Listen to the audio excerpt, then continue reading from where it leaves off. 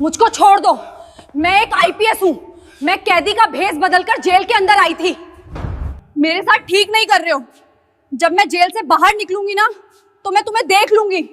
दिल्ली की एक बड़ी जेल थी जहां रात होते ही कैदी औरतों पर जुल्म शुरू हो जाता। पुलिस वाले आते, जो चाहते करते, और कोई उनके आगे बोल भी नहीं सकता था। सब औरतें डर के मारे चुप रहती। अगर कोई जुबान खोलती तो उसका हाल ऐसा किया जाता कि बाकी कैदी फिर कभी हिम्मत ना कर सकें। लेकिन एक दिन वहां एक बहादुर औरत ऑफिसर आई। उसने कहा कि अब यह सब बर्दाश्त नहीं होगा। उसने अपनी वर्दी उतारी, कैदी का रूप बनाया और जेल के अंदर चली गई। पहली ही रात बड़े ऑफिसर अंदर आए। इस बार उनकी नजर सीधी उसी औरत पर थी। अब सवाल यह है, क्या वो बहादुर औरत भी बाकी कैदियों की तरह उन दरिंदों के हाथों बर्बाद हो जाती है, या फिर वही औरत उन सबको रंगे हाथों पकड़कर दुनिया के सामने सच ले आती है? आइए जानते हैं आज के इस दिलचस्प वाक्य को कि आखिर हुआ क्या था। दोस्तों, दिल्ली एक ऐसा शहर है जो बाहर से जितना रोशन, चमकता, दमकता और दिलकश दिखता है, अंदर से उतना ही अंधेरों और भयानक सच्चाइयों से भरा हुआ है। कहा जाता है कि यह शहर कभी नहीं सोता। दिन हो या रात, इसकी सड़कें हमेशा जागती रहती हैं। इसी दिल्ली शहर में एक निडर और सख्त मिजाज police officer IPS Meera Singh तैनात थी। मीरा बाहर से परस्कून और सुलझी हुई नजर आती थी, लेकिन अंदर से वह फौलाद की तरह सख्त, इंसाफ के लिए बेरहम और उसूलों पर कायम खातून थी। दिल्ली के बड़े से बड़े मुजरिम का हाल यह था कि उनका नाम सुनते ही थरथराने लगते। मशहूर था कि अगर कोई मुजरिम कसूरवार ना भी हो तो सिर्फ मीरा सिंह के खौफ से अपने गुनाह कबूल कर लेता था। मीरा एक छोटे कस्बे करनाल से निकलकर इस बड़े शहर दिल्ली में अपनी मेहनत और जद्दोजहद के दम पर आईपीएस के ओहदे तक पहुंची थी। उनकी जिंदगी किसी फिल्मी कहानी से कम न थी। समाज की रुकावटों और तलखियों से लड़कर उन्होंने अपने ख्वाबों को हकीकत में बदला था। उनकी आंखों में ईमानदारी की रोशनी और दिल में इंसाफ की आग सुलगती रहती थी। वो सिर्फ पुलिस ऑफिसर नहीं थी, बल्कि उन सबके लिए उम्मीद की किरण थी जिन पर जुल्म ढाया गया था। उनका एक उसूल अटल था, जालिम चाहे कितना ही बड़ा क्यों ना हो, सजा जरूर पाएगा। यही वजह थी कि दिल्ली के गली कूचों में उनके नाम से खौफ फैल जाता था। एक दिन की बात है, सुबह का वक्त था। आईपीएस मीरा सिंह अपने ऑफिस के केबिन में बैठी चाय की चुस्कियां ले रही थी और सामने पड़े ताजा अखबार की सुर्खियां पढ़ रही थी कि अचानक दरवाजा खुला। अंदर आया एक हल्की सी घबराहट में डूबा हुआ जेल का मुलाजिम विक्रम, जो दिल्ली महिला जेल में किचन असिस्टेंट और सफाई के काम पर मामूर था। विक्रम का चेहरा पीला पड़ा हुआ था। वो हिचकिचाते हुए बोला, मैडम, मुझे आपसे एक निहायत जरूरी बात करनी है। मीरा ने अखबार मेज पर रखा, चाय का कप हल्के से साइड पर किया और संजीदगी से बोली, हाँ विक्रम, कहो क्या बात है। विक्रम ने खौफजदा लहजे में कहा, मैडम, दिल्ली जेल में खवातीन कैदी महफूज नहीं है। रातों को उनके साथ बहुत बुरा सलूक किया जाता है। उन्हें डराया धमकाया जाता है और उनका इस्तेसाल किया जा रहा है। मीरा सिंह के चेहरे पर गहरी संजीदगी छा गई। उन्होंने सख्त लहजे में कहा, तुम्हें अंदाजा है कि तुम कितना संगीन इल्जाम लगा रहे हो? विक्रम की आवाज कांप रही थी। जी मैडम, मगर मैं सच बोल रहा हूं।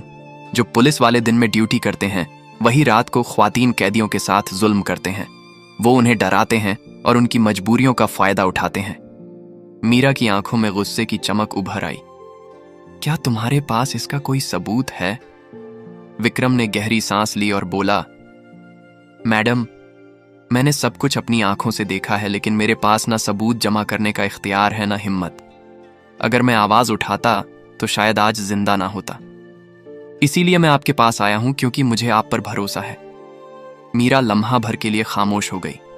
उनके माथे पर बल नुमाया हो गए। विक्रम, जब मैं पिछले हफ्ते जेल के दौरे पर गई थी तो किसी भी कैदी औरत ने शिकायत क्यों नहीं की? विक्रम ने नजरें झुकाकर कहा, मैडम, वो सब खौफ के साए में जीती हैं। उन्हें धमकाया जाता है कि अगर जुबान खोली तो उनका ऐसा अंजाम होगा जिसका वो तसव्वुर भी नहीं कर सकती। मीरा ने अपनी कुर्सी से उठकर खिड़की की तरफ देखा। लम्हा भर की खामोशी के बाद उनका लहजा फौलाद की तरह सख्त हो गया। विक्रम, तुमने बहुत हिम्मत दिखाई है, अब मेरी बारी है। आज ही शाम को बिना इतला दिए मैं खुद जेल का दौरा करूंगी। दोस्तों, आईपीएस मीरा सिंह जैसे ऑफिसर इस समाज में शाहजो नादिर ही पैदा होते हैं। वो खातून थी जिन्होंने अपनी वर्दी को ताकत का नहीं बल्कि इंसाफ का हथियार बनाया। उनके नजदीक औरत सिर्फ कमजोर जिस्म नहीं बल्कि एक मुकम्मल इंसान थी, और वह जानती थी कि जब समाज बार बार एक औरत पर उंगली उठाता है तो वो जख्म कितने गहरे होते हैं। वो दर्द वही समझ सकता है जिसने खुद कभी तन्हाई में वो सब कुछ सहा हो। इसी अज़्म और इसी जिगर के साथ मीरा सिंह एक शाम दिल्ली महिला जेल के गेट पर पहुंची। कागजी कार्रवाई, रश्मि सलामी और प्रोटोकॉल के बीच सुपरिंटेंडेंट ने बड़ी मुस्तैदी से उन्हें हर कोना दिखाया। फाइलों में सब कुछ तरतीब से था, रजिस्टर में कोई कमी नहीं थी और बाहर से देखने पर जेल बिल्कुल एक मॉडल की तरह लग रही थी। लेकिन मीरा के तजुर्बाकार दिल को मालूम था कि असल चेहरा हमेशा उन दीवारों के पीछे छुपा होता है जहां आम निगाहें नहीं पहुंच सकती। उन्होंने कैदी खवातीन को अलग अलग कमरे में बुलाकर उनसे बातचीत की, मगर हर सवाल का जवाब सिर्फ खामोशी था। किसी की आंखें नीचे झुक जाती, किसी के होंठ कांपते, मगर अल्फाज बाहर ना निकलते। खौफ, थकान और एक अजीब सी बेबसी का बोझ हर चेहरे पर लिखा था। मीरा ने फौरन महसूस किया कि यह वह खामोशी है जो हजारों चीखों से ज्यादा खौफनाक होती है। जब तक उन कैदियों को यह यकीन ना दिलाया जाए कि उनकी हिफाजत कोई कर रहा है, तब तक वह अपनी जुबान नहीं खोलेंगी। अगले दिन मीरा अपने केबिन में बैठी थी। सामने फाइलें खुली थीं, मगर उनकी नजरें खला में गुम थीं। उनके चेहरे पर वही सवाल बार बार उभर रहा था, सच को सामने कैसे लाया जाए? यह सवाल ही उनके लिए फैसला बन गया। उन्होंने अपनी जिंदगी का सबसे बड़ा और खतरनाक कदम उठाने का सोच लिया। वह जानती थी कि अब वक्त आ गया है पर्दा हटाने का, चाहे इसके लिए अपनी जान को दांव पर क्यों ना लगाना पड़े। उन्होंने अपने एक काबिल एतमाद मातहत को बुलाकर आहिस्ता मगर मजबूत लहजे में कहा, आज रात मैं खुद एक कैदी का रूप धार कर अंदर जाऊंगी। ना वर्दी होगी, ना पहचान, ना कोई इत्तला। तभी तो असल हकीकत सामने आएगी। और फिर वो रात आई, वही काली रात जिसने न सिर्फ मीरा सिंह की जिंदगी को हिला कर दिया, बल्कि इंसानियत, कानून और इंसाफ के सबसे स्याह चेहरे को उनके सामने बेनकाब कर दिया। तारीख थी 15 मार्च, जुमेरात। वक्त था रात के 9 बजे का। दिल्ली की फजा में एक अजीब घुटन फैली हुई थी। हवा में नमी थी, जैसे सांस लेना भी मुश्किल हो। जेल के अतराफ पुलिस अहलकार अध सोए अध जागे अपनी ड्यूटी पर थे। कहीं कोई लापरवाही से सिगरेट के धुएं में खोया हुआ था, कहीं महज दिखावे की निगरानी हो रही थी, और कहीं ताकत के नशे में डूबे वर्दी वाले अपने ही इख्तियारात का गलत इस्तेमाल कर रहे थे। इन्हीं हालात में मीरा ने एक ऐसा कदम उठाया जिसके लिए फौलाद का दिल चाहिए। उन्होंने आम कैदियों के कपड़े पहने, चेहरे पर घूंघट नुमा दुपट्टा डाल लिया और एक फर्जी पहचान के साथ दिल्ली महिला जेल के अंदर कदम रख दिया। यह मिशन उनके लिए बिल्कुल अंधेरे में अकेले चलने जैसा था। न सरकारी हिफाजत, न पहचान, न शिनाख्ती कार्ड। सिर्फ एक अज़्म था, और यह ईमान कि अगर सच सामने ना आया तो इंसाफ मर जाएगा।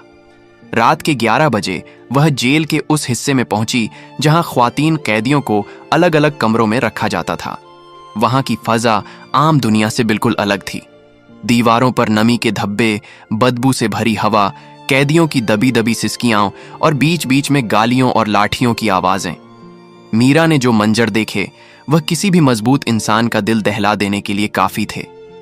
कुछ पुलिस वाले कैदी खवातीन को जबरदस्ती नचवा रहे थे। कोई उनके जिस्मों पर हाथ फेर रहा था, कोई बेहुदा मजाक कर रहा था। कुछ औरतें बेबस होकर खामोशी सह रही थीं। कुछ की चीखें दबा दी गई थीं और कुछ के चेहरों पर वो अजियत लिखी थी जो अल्फाज से बयान नहीं हो सकती। मीरा के दिल की धड़कनें तेज हो गईं। वो जानती थी यह जेल सिर्फ एक कैद खाना नहीं बल्कि एक अंधी नगरी है जहां ताकत कानून पर भारी है। लेकिन वह भी तैयार होकर आई थी। उनके कपड़ों के अंदर एक छोटा सा खुफिया कैमरा लगा था जो हर मंजर रिकॉर्ड कर रहा था। कॉलर के नीचे छुपा माइक्रोफोन हर आवाज बाहर एक खुफिया टीम को पहुंचा रहा था। मीरा सिंह अकेली नहीं थी, उनकी हिम्मत के साथ एक सच की पूरी टीम खड़ी थी। जैसे ही मीरा सिंह जेल के अंदर कैदियों के बीच पहुंची, एक पुलिस वाला तेज कदमों से उसकी तरफ बढ़ा। उसकी आंखों में शक और लबों पर तन सुखुर था। उसने घूरते हुए कहा, अरे तुम कौन हो? तुम्हें पहले कभी यहां नहीं देखा। तुम्हारा नाम क्या है? मीरा ने एक गहरी सांस ली, जैसे अपने गुस्से और सच्चाई को काबू में रख रही हो, और नरम लहजे में जवाब दिया, साहब, मैं आज ही यहां लाई गई हूं, सभी कैदियों के साथ शिफ्ट में। पुलिस वाले ने अपनी मूंछों को मरोड़ते हुए और ज्यादा सख्त आवाज में पूछा, कौन सा जुर्म किया है तुमने? मीरा ने नजरें झुकाते हुए कहा, मुझ पर चोरी का इल्जाम है, लेकिन मैं बेकसूर हूं। मैंने कुछ नहीं किया।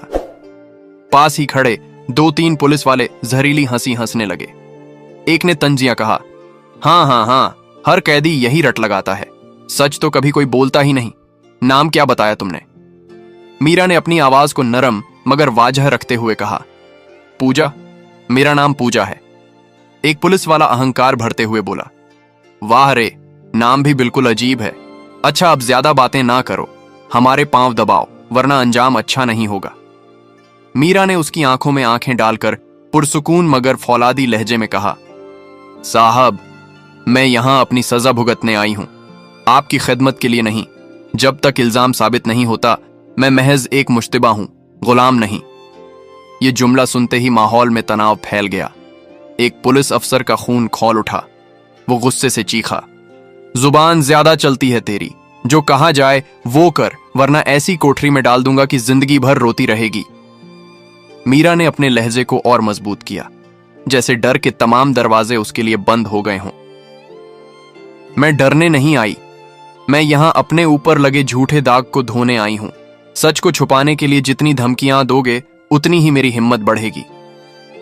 इतने में एक कमजोर और थकी हुई औरत कैदी चुपके से उसके पास आई। उसकी आंखों में आंसू और होंठों पर लड़खड़ाहट थी। वो धीरे से बोली, बैठ जा बहन, इनसे कुछ न कह, जो कहे वैसा ही कर। ये लोग मारते हैं, जलील करते हैं। यहां सिर्फ एक उसूल है, जियो मगर खामोश रहो। मीरा ने उससे आहिस्तगी से पूछा, तूने कभी इनके खिलाफ आवाज क्यों नहीं उठाई? कैदी ने चारों तरफ खौफजदा नजरों से देखा और सरगोशी में कहा, यहां डर है। जिसने जुबान खोली उसे अकेले कमरे में बंद कर दिया गया, और फिर रात को ऐसी बातों में झोंक दिया गया जिनका सोचकर भी रूह कांप जाए। उसी लम्हे एक पुलिस अफसर ने आगे बढ़कर मीरा का बाजू पकड़ा और सख्त लहजे में कहा, बस, बहुत हो गया। अब तुझे ऐसे कमरे में ले चलता हूं जहां तेरा सारा गुरूर खाक में मिल जाएगा।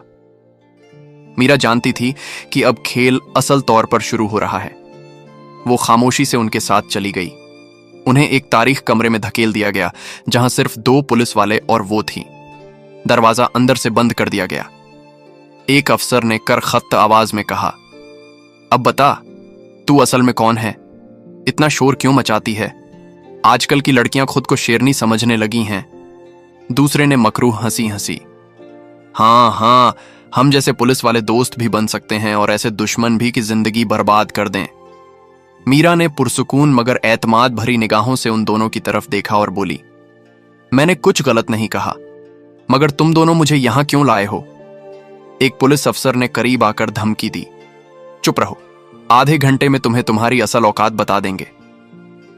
मीरा ने महसूस किया कि अब फैसला कुन लम्हा आ गया है। उन्होंने एक गहरी सांस ली और उनके अल्फाज कमरे में बिजली की कड़क की तरह गूंजे। सुन लो, मेरा नाम पूजा नहीं है, मैं आईपीएस मीरा सिंह हूं, और तुम दोनों जो कुछ कर रहे हो हर लम्हा रिकॉर्ड हो रहा है। बाहर पूरी टीम मेरी हर हरकत देख रही है। यह सुनते ही दोनों पुलिस वाले सख्त में आ गए। उनके चेहरे पर हवाइयां उड़ गईं। अभी जो गुरूर उनकी आवाज में था, वो लम्हे भर में खौफ में बदल गया। मीरा सिंह का चेहरा सख्त और गंभीर था। उनकी आंखों में वह अज़्म झलक रहा था जिसे हिलाना आसान नहीं था। उन्होंने अचानक अपनी असली पहचान जाहिर कर दी। सवाल यह था, मीरा ने अपनी शिनाख्त इतनी जल्दी क्यों खोल दी? असल में वह जानती थी कि सामने खड़े यह दोनों पुलिस अहलकार अभी महज 2 माह पहले ही इस जेल में तैनात हुए हैं।